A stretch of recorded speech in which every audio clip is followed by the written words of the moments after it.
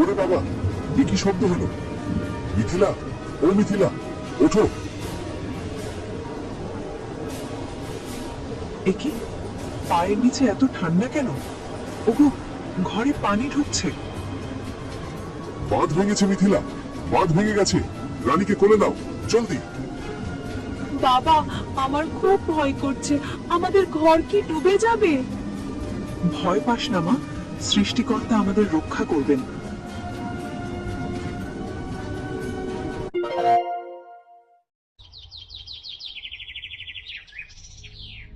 গ্রামের শেষ প্রান্তে অবস্থিত এক বিশাল প্রাচীন বটগাছ। দুপুরবেলা মাথার উপর সূর্য তপ্ত রোদ ছড়াচ্ছে, চারপাশ নিস্তব্ধ, শুধু ঝিঝি পোকার ডাক শোনা যাচ্ছে। অর্জুনবাবু ধুতি আর একটা ফতুয়া পরে গাছের উপর বাঁশ ও দড়ি নিয়ে ব্যস্ত। নিচ দিয়ে যাচ্ছিল মহেশ আর দেবেন। আরে দেবেন, দেখ অর্জুন জ্যাঠার কাণ্ড দেখ একবার। বলি, ও জ্যাঠা, দুপুরে কি ঘুম হচ্ছে না? এই গরমে গাছের মগডালে কি কসরত করছেন? আরে মহেশ, তুই বুঝবি না। জ্যাঠামশাই বোধহয় ভাবছেন নিচে মানুষের ঘরবাড়ি সব পুরনো হয়ে গেছে, তাই আকাশ ছোঁয়া হোটেল বানাচ্ছেন। কি জ্যাঠা, ঠিক বলছি তো? অর্জুনবাবু তাদের কথায় কান না দিয়ে খুব মনোযোগ সহকারে একটি মোটা দড়ি দিয়ে দুটি বাঁশকে শক্ত করে ডালের সাথে বাঁধছেন। ও জ্যাঠা, এই যে মাচা বানাচ্ছেন, খড়ের ছাউনি দিচ্ছেন, ভাড়া কত রাখবেন শুনি? আমরা গরিব মানুষ, আমাদের জন্য একটু ডিসকাউন্ট দেবেন তো?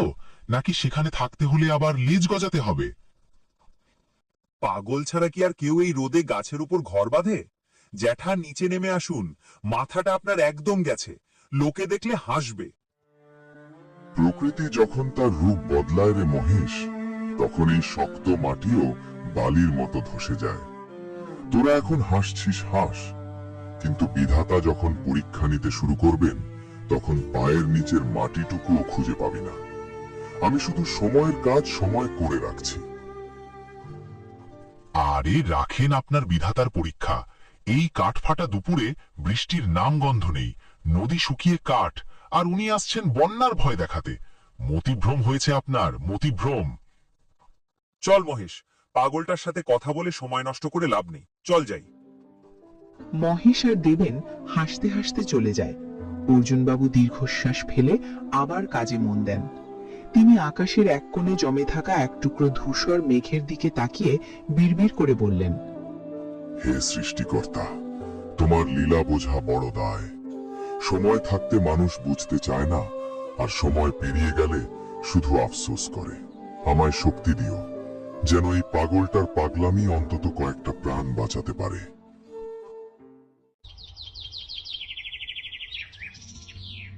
সিধুর মাটির বাড়ির বারান্দা। মিথিলা উঠোনে কাপড় তুলছে, আর তার পাশে বসে ছোট্ট রানী একটা ছেঁড়া খাতা নিয়ে আঁকিবুকি করছে। সিধু মাত্রই মাঠ থেকে ফিরে এসে একটা জলচৌকিতে বসে ঘাম মুছছে। অর্জুন জ্যাঠার কাণ্ডটা দেখলে তো? মানুষটা সত্যি দিন দিন কেমন যেন হয়ে যাচ্ছে। কেন, আবার কি হলো? আজও কি ওই বটগাছটাতেই ছিলেন? হ্যাঁ, আজও এই কাঠ ফাটা রোদে মাথার ঘাম পায়ে ফেলে গাছের মগডালে ঘর বাঁধছেন। সারা গ্রামের লোক হাসাহাসি করছে, আড়ালে কত কথা বলছে, কিন্তু মানুষটার সেদিকে কোনো হুঁশি নেই। কি যে মতলব কে জানে। মা, জ্যাঠামশাই কেন গাছের উপর বাড়ি বানাচ্ছেন?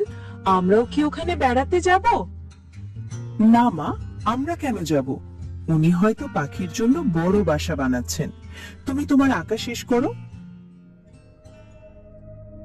দেখো, মানুষটা বয়স্ক, জীবনে কত বর্ষা কত ঝড় দেখেছেন। তার অভিজ্ঞতার তো একটা দাম আছে। সবাই হাসাহাসি করছে ঠিকই, কিন্তু আমার মনটা কেন জানি একটু খুঁতখুত করছে। আরে কিসের অভিজ্ঞতা? বয়স হলে মানুষের বুদ্ধি কমে। নদী এখন শান্ত, বাঁধও মজবুত, উনি শুধু শুধু ভয় পাচ্ছেন। তা হতে পারে, কিন্তু বৃদ্ধ মানুষের কথা সবসময় উড়িয়ে দিতে নেই।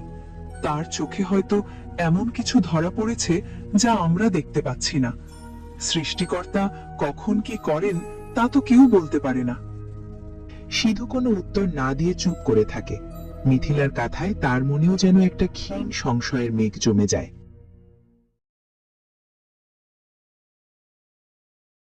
গ্রামের মোড়ল দেবাশিস বাবুর বাড়ির বৈঠকখানা। বাইরে আকাশ ঘুটঘুটে কালো হয়ে আছে। মাঝে মধ্যে দূর থেকে মেঘের ডাক শোনা যাচ্ছে। দেবাশিস বাবু আরাম কেদারায় বসে পা দোলাচ্ছেন। পাশে দাঁড়িয়ে আছে যুবক সাগর। এমন সময় হন্তদন্ত হয়ে অর্জুন বাবু সেখানে ঢুকলেন। দেবাশিস, সর্বনাশ হয়ে যাবে। তুমি একবার নদীর বাঁধের দিকটা গিয়ে দেখো। বাঁধের নিচের মাটি আলগা হয়ে গেছে, যে কোনো সময় বড় বিপর্যয় নামতে পারে। আরে অর্জুন দা, আপনি আবার শুরু করলেন। ওই গাছের উপর ঘর বানানো শেষ হলো না, এখন আবার বাঁধ নিয়ে পড়লেন। আপনি কি জ্যোতিষী হয়ে গেছেন নাকি? জ্যোতিষী নই রে ভাই, অভিজ্ঞতার কথা বলছি। এই মেঘের রং ভালো না। উত্তরের পাহাড় থেকে পানি নামছে। বাঁধটা অনেক পুরনো, এবার ওই তোর সইতে পারবে না। সৃষ্টিকর্তার দোহাই লাগে, এখনই গ্রামের লোকজনকে সতর্ক করো। নিচু এলাকার মানুষদের সরিয়ে নাও। মোড়ল কাকা, অর্জুন জ্যাঠা যখন বলছেন আমি কি একবার বাঁধটা দেখে আসব, যদি সত্যি অবস্থা খারাপ হয়? আরে না না, ও সব কিচ্ছু হবে না। গত বছরে তো কত বৃষ্টি হলো, বাঁধের একটা ইঁটও নড়েনি। অর্জুনদার ইদানিং সব কিছুতেই বিপদ দেখার ব্যারাম হয়েছে। সাগর, তুই বরং গিয়ে ক্লাবে ক্যারাম খেলার ব্যবস্থা কর। এই বৃষ্টির দুপুরে ওসব কাজের চিন্তা রাখ। দেবাশিস, যখন সময় থাকে তখন মানুষ অন্ধ হয়ে থাকে, আর যখন বিপদ দরজায় কড়া নাড়ে তখন আর পথ খুঁজে পায় না। আমি আমার দায়িত্ব পালন করলাম, বাকিটা বিধাতার ইচ্ছা।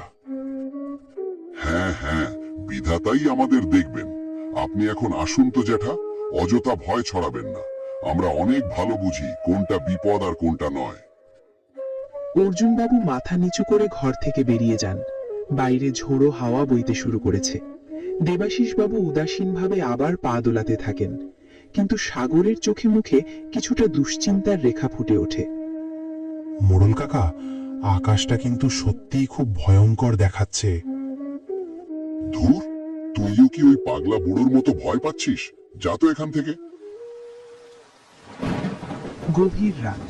বাইরে প্রবল বৃষ্টির শব্দ আর ঝোড়ো বাতাসের শোঁ শোঁ আওয়াজ। সিধু, মিথিলা আর রানী অঘরে ঘুমাচ্ছে। হঠাৎ এক বিকট মর্মর এবং ধপ শব্দে পুরো ঘর কেঁপে ওঠে। শব্দটা যেন পাহাড় ভেঙে পড়ার মতো। ওরে বাবা, এ কি শব্দ হলো? মিথিলা, ও মিথিলা, ওঠো। একি, পায়ের নিচে এত ঠান্ডা কেন? ওগো, ঘরে পানি ঢুকছে। বাঁধ ভেঙেছে মিথিলা, বাঁধ ভেঙে গেছে। রানীকে কোলে দাও, জলদি। বাবা, আমার খুব ভয় করছে। আমাদের ঘর কি ডুবে যাবে? ভয় পাস না মা, সৃষ্টিকর্তা আমাদের রক্ষা করবেন।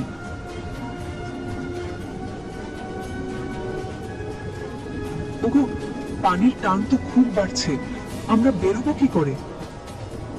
বাইরে থেকে সাগরের চিৎকার শোনা যায়। সে হাত ডাক দিতে দিতে সিধুর বাড়ির দিকে আসছে। সিধুদা, সিধুদা, ঘরে থেকো না, বেরিয়ে এসো। বাঁধের সিংহভাগ ভেঙে গেছে, পুরো গ্রাম তলিয়ে যাচ্ছে। সাগর, আমরা ভেতরে আটকা পড়েছি। পানির চাপে দরজা খুলছে না, সাহায্য করো।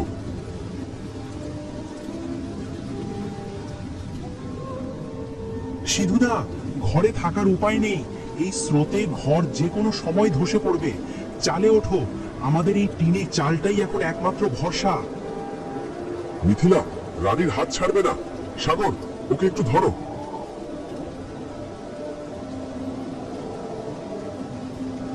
অনেক কষ্টে সিধু আর সাগর মিলে মিথিলা ও রানীকে ঘরের টিনের চালে তুলে দেয়। পানির তীব্র স্রোত ঘরের দেয়ালগুলোকে ধাক্কা দিচ্ছে। চারদিকে শুধু মানুষের আর্তনাদ আর পানির গর্জন। হে বিধাতা, এ কোন পরীক্ষা আমাদের? আমাদের বাঁচাও। গভীর রাত। গ্রামের খোলা প্রান্তর যা এখন এক উত্তাল সমুদ্রে পরিণত হয়েছে। ঝোড়ো বাতাস আর বৃষ্টির তাণ্ডব চলছে। দেবাশিস বাবু আর মহেশ গলার সমান পানিতে হাবুডুবু খাচ্ছেন। পাশে দেবেন একটা গাছের ভাঙা ডাল ধরে ভাসার চেষ্টা করছে। চারদিকে শুধু অন্ধকার আর পানির গর্জন।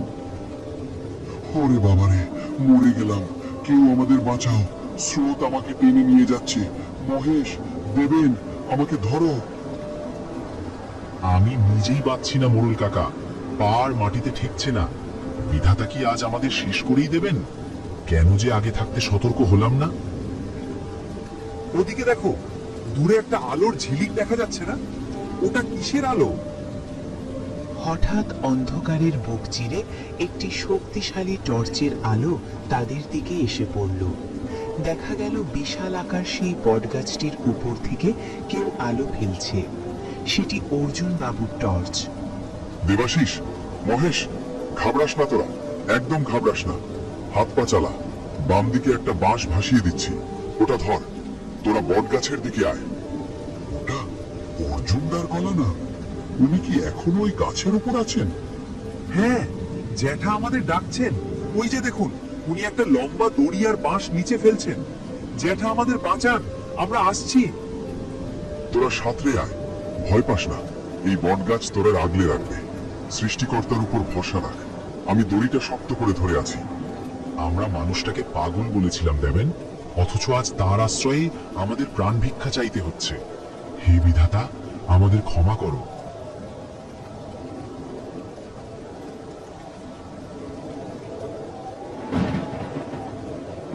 বটগাছের উপর তৈরি বিশাল মাচা। বাইরে প্রবল বর্ষণ হলেও মাচার ভেতরে খড়ের ছাউনির নিচে আবহাওয়া বেশ আরামদায়ক। মাচাটি মজবুত বাঁশ ও কাঠ দিয়ে তৈরি। অর্জুনবাবু এক কোণে বসে হাত বাড়িয়ে সিধু, মিথিলা আর রানীকে টেনে তুলছেন। শক্ত করে ধর সিধু, পা পিছলে না যায় যেন। ব্যাস, উঠে আয়। মিথিলামা, তুমি আগে রানীকে আমার কোলে দাও।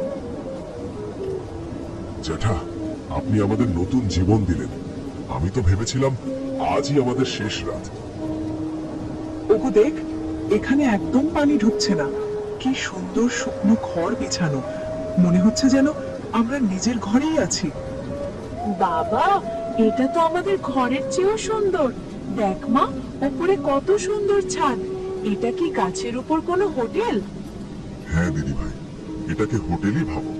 তবে এখানে থাকার জন্য কোনো টাকা লাগে না, শুধু একটু ধৈর্য আর বিশ্বাস লাগে। সৃষ্টিকর্তার অসীম দয়া যে এই বুড়োর মাথাটাকে কাজ করতে দিয়েছিলেন। জ্যাঠা, এই মাচাটা এত বড় যে এখানে তো আরো মানুষ থাকতে পারবে। আপনি এত নিখুঁতভাবে এটা কি করে বানালেন? বন্যায় পানি কতটা বাড়তে পারে তার একটা ধারণা আমার পুরনো অভিজ্ঞতা থেকে ছিল। তাই তো 10-12 জন মানুষ যেন নিরাপদে বসতে পারে সেইভাবেই এটা বানিয়েছি। দেখ, বাইরে কি রুদ্র রূপ, অথচ এই বটগাছটি আমাদের পরম মমতায় আগলে রেখেছে।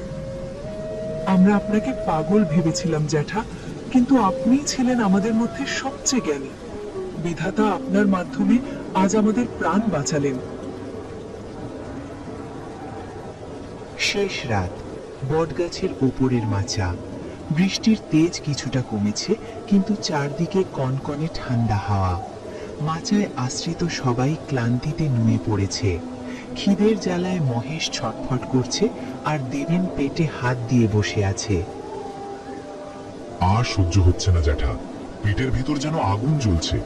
আমার ঘরে 2 বস্তা চাল আর 1 টিন বিস্কুট ছিল, অথচ আজ এক দানার জন্য জান বেরিয়ে যাচ্ছে। কেন যে আনতে পারলাম না?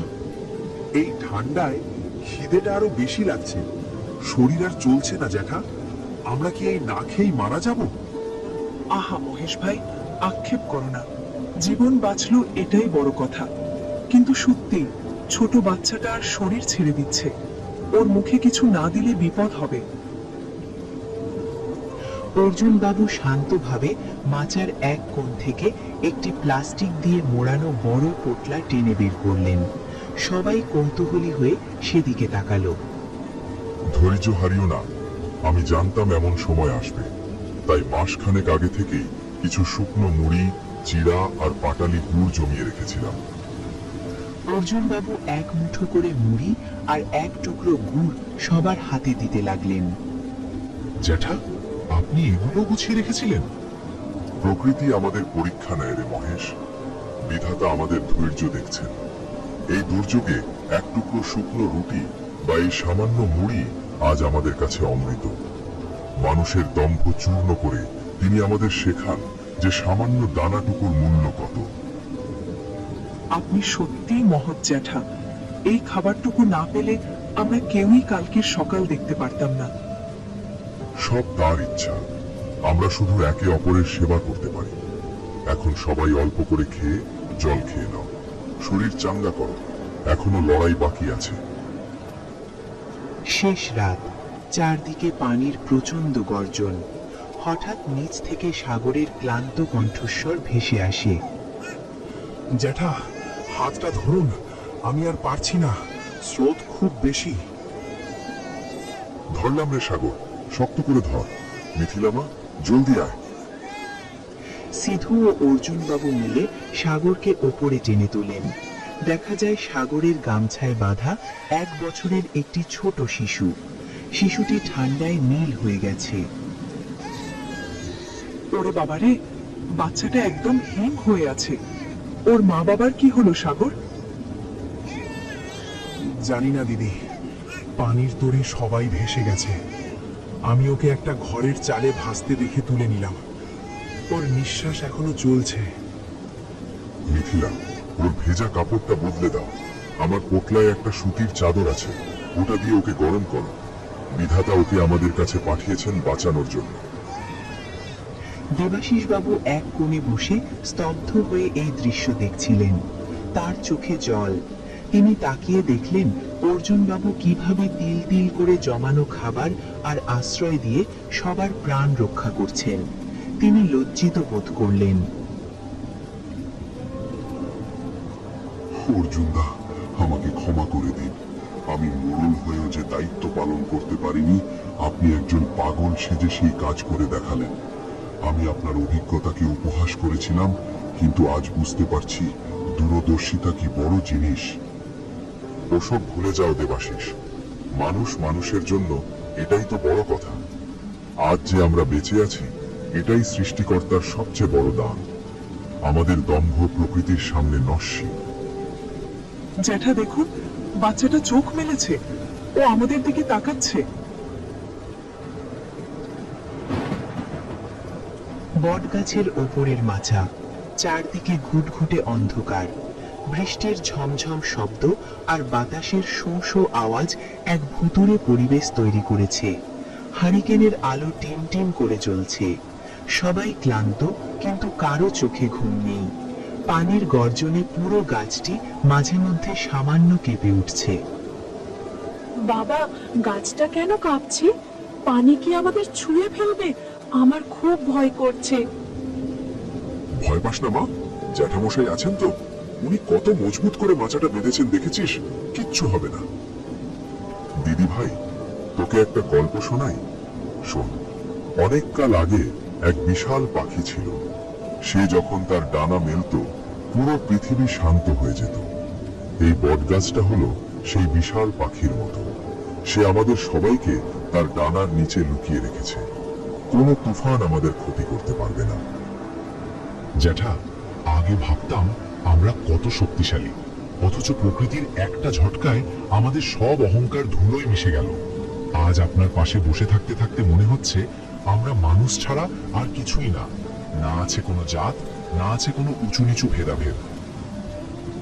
ঠিক বলেছিস মহেশ, এই বিপদে আমরা সবাই যেন এক পরিবারের মানুষ হয়ে গেছি। আজ আমাদের সবার পরিচয় একটাই, আমরা এই গাছের হোটেলের যাত্রী। হে সৃষ্টিকর্তা, তোমার লীলা বোঝা বড় দায়। সময় থাকতে মানুষ বুঝতে চায় না, আর সময় পেরিয়ে গেলে শুধু আফসোস করে। আমায় শক্তি দিও, যেন এই পাগলটার পাগলামি অন্তত কয়েকটা প্রাণ বাঁচাতে পারে। সবাই চোখ বন্ধ করে মনে মনে সেই অদৃশ্য বিধাতার কাছে প্রার্থনা করতে থাকে। চারপাশের ঝড় যেন মুহূর্তের জন্য স্থিমিত হয়ে আসে। দৃশ্য শেষ হয় সবার শান্ত গম্ভীর মুখ আর ভোরের আলোর অপেক্ষায় এক বুক আশা নিয়ে।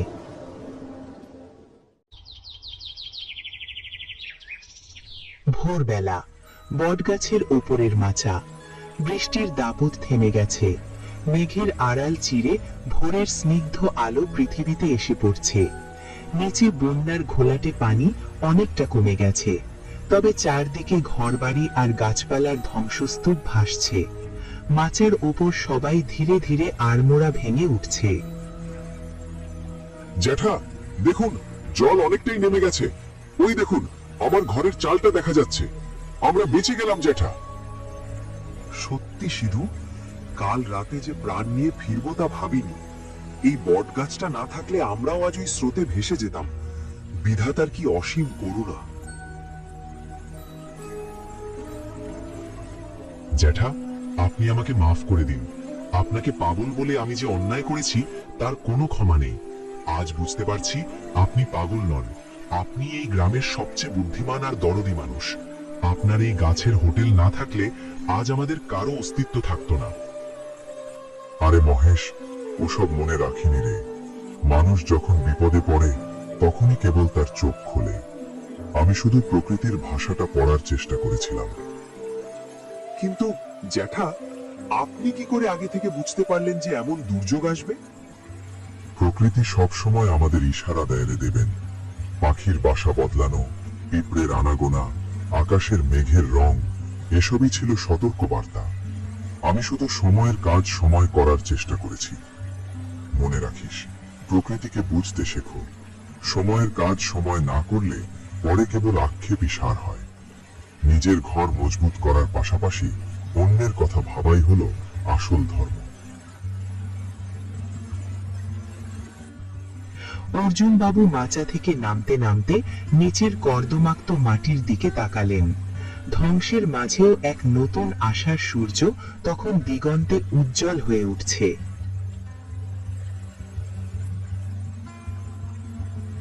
চলুন জ্যাঠা, আপনার হাত ধরেই আমরা নতুন করে গ্রামটা গড়ি। আপনার অভিজ্ঞতা আমাদের পথ দেখাবে। সবাই হাসি মুখে অর্জুন বাবুর পিছু পিছু নিচে নেমে আসে। বটগাছটির বিশাল ছায়ার নিচে সবার নতুন করে বাঁচার সংকল্পের মাধ্যমে নতুন এক অধ্যায়ের সূচনা হয়।